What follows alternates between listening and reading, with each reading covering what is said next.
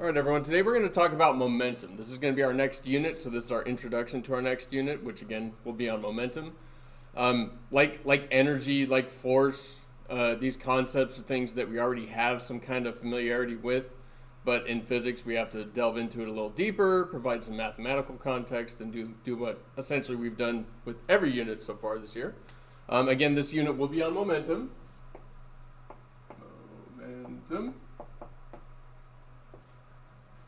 And I like to point out when we first study momentum that when Newton was doing his preliminary work and formulating his laws of motion, which we already had quite a bit of experience with, he actually didn't define forces at first in terms of the accelerations that they produce, like we see with Newton's second law of motion. Really, he defined the concept of force by inventing a concept called momentum. And it's not like he just came up with the idea, momentum, and came up with an equation for it. He actually did some pretty hardcore work, some hardcore physics, some theoretical physics to figure this stuff out.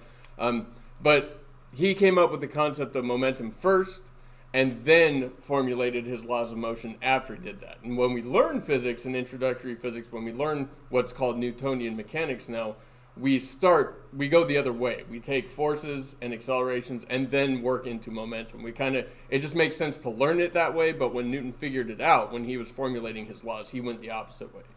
So we are going to go, first of all, I'm going to write Newton's second law of motion, which we all know says that the net force acting on an object equals the mass of the object times the resulting acceleration.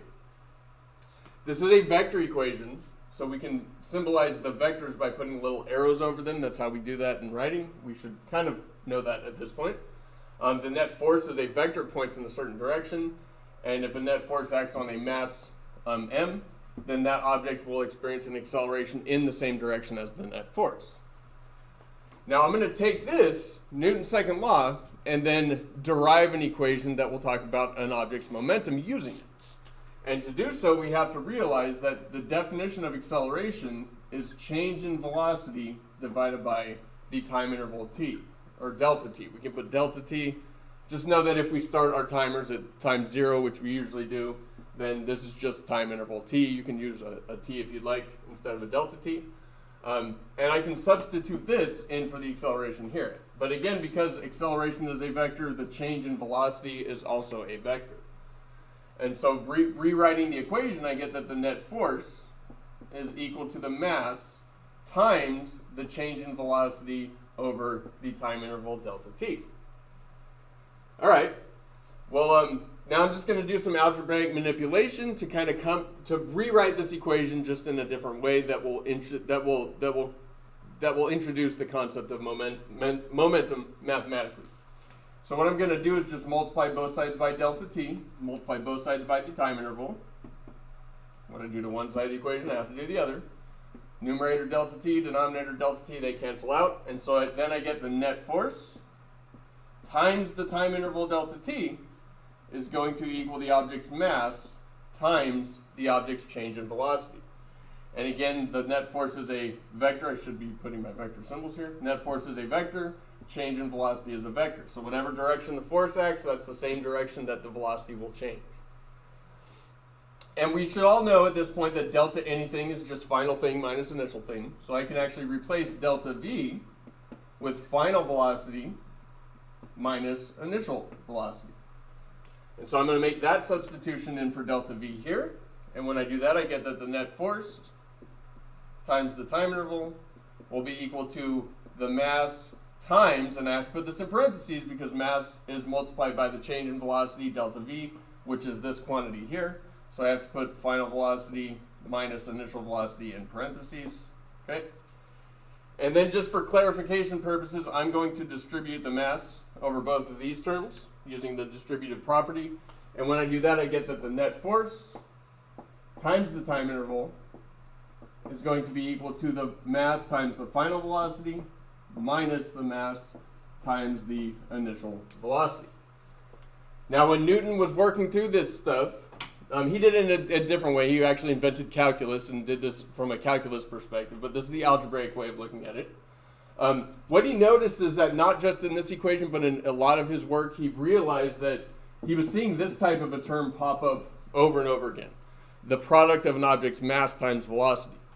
And so, like I pointed out at the beginning of the video, it's not like he came up with the concept of momentum and then gave a mathematical equation for it. What he noticed is that this quantity is popping up quite a bit, right? An object's mass times its velocity. That's what we call momentum. Momentum is mathematically an object's, and this he defined this. He saw this kind of term pop up in his work over and over again, and so he provided a name for it, and that is momentum. And Bill Nye, we watched the Bill Nye video, and he talked about momentum quite a bit, and he said it's due to an object's mass and an object's velocity. Specifically, it's the product of an object's mass and velocity. And because momentum starts with the letter P, that's a joke, the symbol for momentum is a lowercase p. Why, I'm not sure. It is a vector, so I can put a little vector symbol over it, and it's simply an object's mass times the object's velocity. Whatever direction an object's velocity points, that is the direction that the momentum vector points.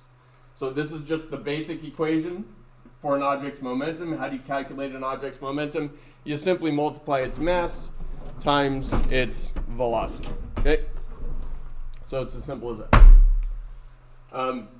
Now I do want to look at this equation a little more, and let's just assume, just so we can kind of condense the equation down, let's assume a single force is acting on an object and it's going to change that object's momentum. So if there's just a single force, then I can kind of just get rid of the summation symbol that signifies the net force. If there's only a single force, then that force is the net force.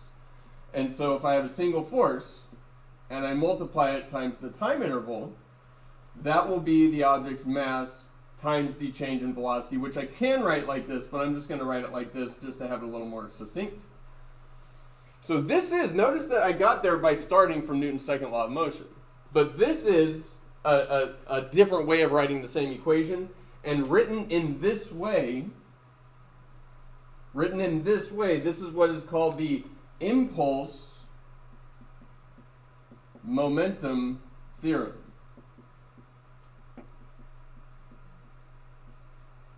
And we use this equation to analyze collisions, to analyze recoils, as we'll learn about. We use this equation to decide how airbags must be manufactured to put in cars, and the pads, if you're a football player, the pads that you wear actually use physics that can be described by this equation to produce to make you safer whenever you're crashing against each other on the football field. Okay, so it's called the impulse momentum theorem because here, this right here, this quantity right here. Actually, let me do it this way. Sorry, I don't want to get too bogged down here. So this is the impulse momentum theorem. This right here is called the impulse. Okay, the impulse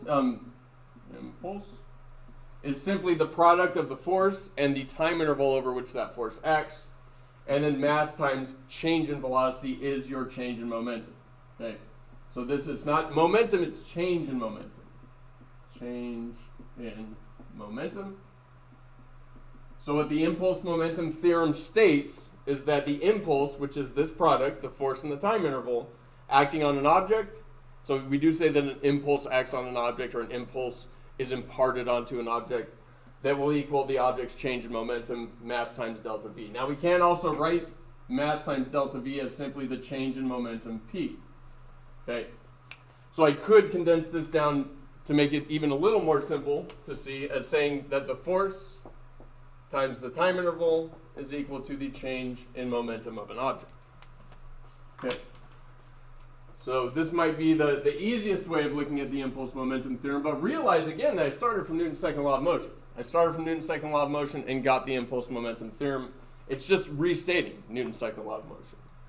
But what this lets us do and lets us understand, let's say that hopefully you've never been in a car accident, but let's say if you do get in a car accident, hopefully you're wearing your seatbelt, but you have airbags. There are airbags in the car. And so let's say you're going let's say it's a relatively minor car accident. You're going 5 miles an hour, and then you crash into a wall, and your car comes to a stop. You also come to a stop. We watched the video, in the Bill Nye video, they actually used crash test dummies. There's the engineer that worked at, I think, Ford, that talked about changes in momentum in response to impulses and stuff like that. So if you get in a car accident, you're going 5 miles an hour, and then you crash into a wall, you come to a stop. Your momentum will change. So delta P will be, you'll experience a certain delta P, or a certain change in momentum. Now that change in momentum happens regardless of how long it takes you to come to a stop. So I can come to a stop very rapidly over a very short time interval, or I can take more time to come to a stop, so having a larger time interval. But regardless, if you're going 5 miles an hour and you crash and you come to a stop, you have the same change in momentum regardless of how long it takes. So what the impulse momentum theorem lets us see is that, okay, well, I want to use an airbag to lengthen the time of the collision, which means that delta T will go up. If delta T goes up, remember, I have the same change in momentum. I have the same delta P. One second.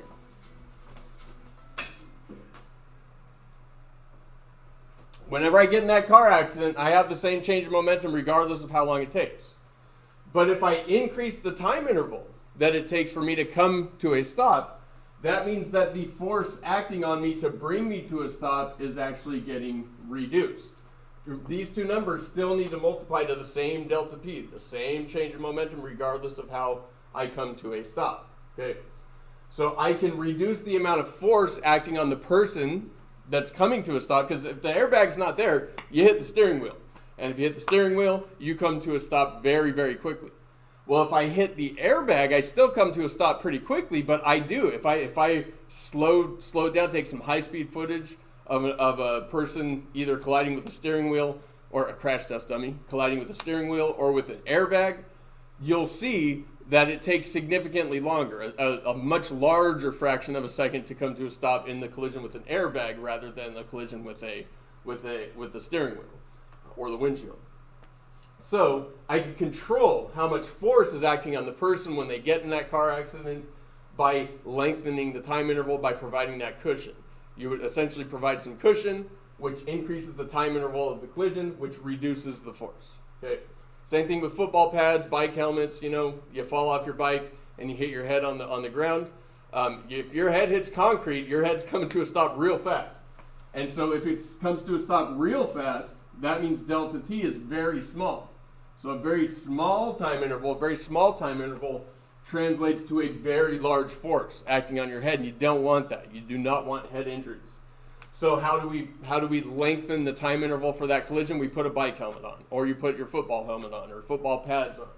And what those do, they essentially just lengthen the time. It still seems like it's real fast to us, but the difference is big enough so that we actually get a much less severe injury. If we fall off our bike and hit our head on the ground and we're wearing that bike helmet, it increases the time interval that it takes for our head to come to a stop, to have that certain change in momentum, which thereby reduces the force rather significantly. And so anything that provides cushion in a collision is using the impulse, or we can analyze that situation by looking at the impulse momentum theorem. We're going to come to the stop regardless, right? We're going to have the same change in momentum, but we can control how long it takes to experience that change in momentum. And if we can control that, then we control the amount of force that is acting on the object. The bigger the force, the more damage gets done.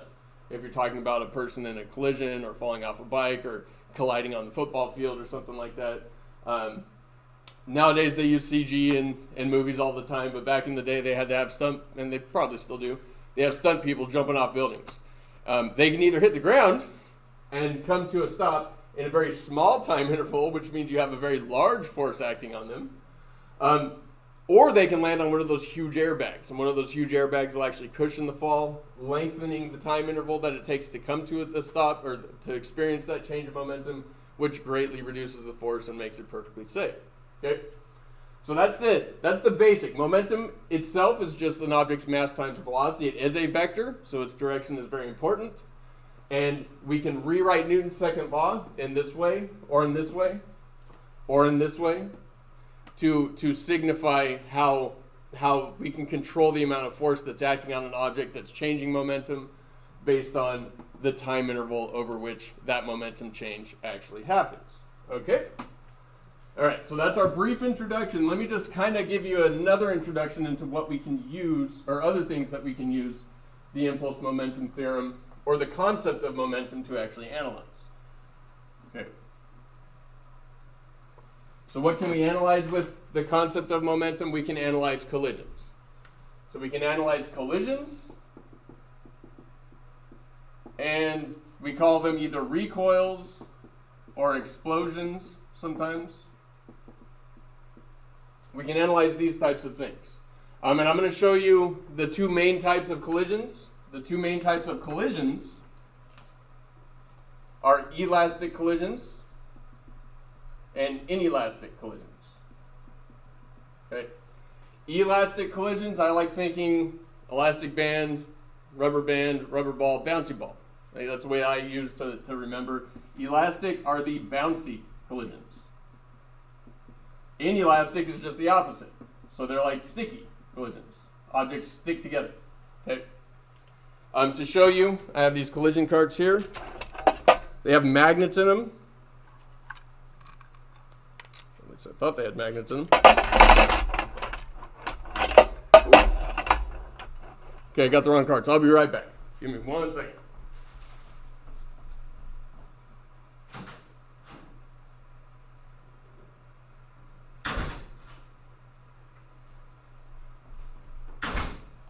Sorry about that. I thought I had my stuff together.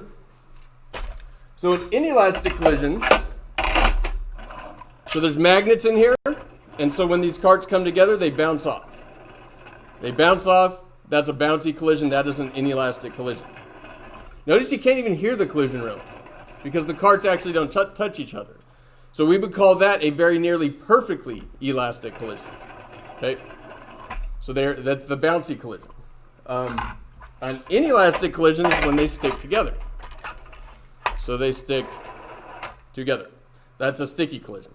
They might stop at the end, or if one is going faster than the other, they might stop and then move together as one object. I can increase the mass of one of the objects. So this is like a truck, this is like a car that get in a car accident. Obviously they're going to end up moving in the same direction as the truck because it's got more mass. All right? So that's elastic versus inelastic collisions. Recoils or explosions, it's the same physics. Same physics explains what happens when you fire a rifle or a gun. When you pull the trigger, the bullet moves this way, the rifle moves backwards. If you have like a grenade and you set off a grenade, if it's sitting on the table, it explodes and you got shrapnel essentially going out in all directions. So that's an explosion. Recoil, it's the same physics. This is a recoil. Here I got a spring on this cart. I can compress that spring. I can do work to compress the spring. Now I've stored some energy here, and then I can release that energy in the form of a recoil, and they spring apart. So that's a recoil as well. Okay. Now I'm going to talk about that a little more, but let me just make a note here. This is the central theme to it. It's very similar to how energy works. In the absence of external forces,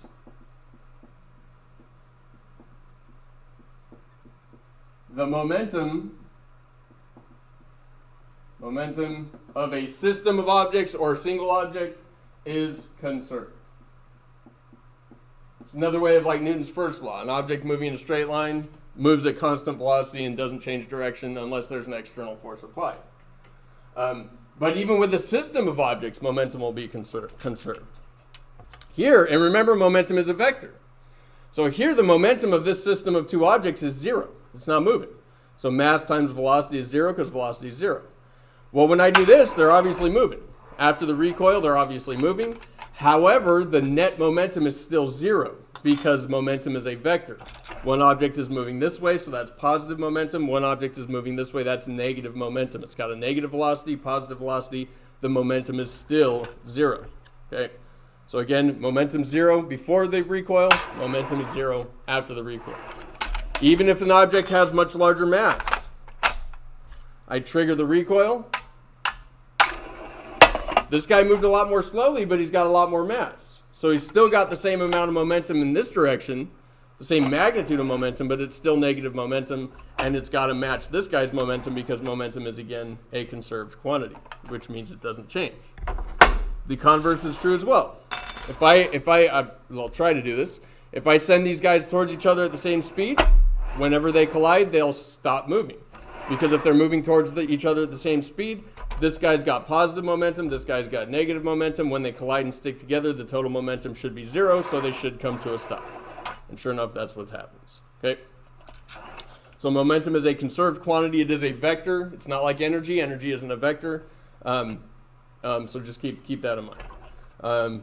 And then bouncy collisions. If they're moving the same speed,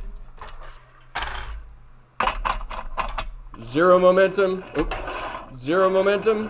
still 0 momentum, because they're always moving in opposite directions, whether they're coming towards each other or away from each other, so the net momentum is still 0.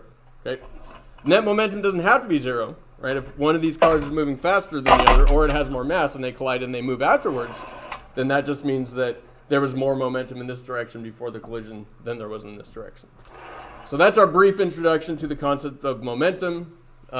Again, the impulse momentum theorem can be written as the force times the time interval is equal to the change in momentum. This is really just a restatement of Newton's second law of motion. I can always write change in momentum is mass times change in velocity, our vectors. And I can expand this out into change in momentum is simply mass times final velocity minus mass times initial velocity. Very often in problems, this is what we have to do. And this hinges on, obviously, the fact that momentum is just an object's mass times its velocity. Okay? So impulse momentum theorem, this is momentum. We can use the impulse momentum theorem to analyze collisions, either between cars or carts, like I did here, or between, a person and an airbag, or a person's head and the inside of their helmet. They'll have the change in momentum. We can control the force by controlling the time interval, by providing cushion. And okay, that's our introduction.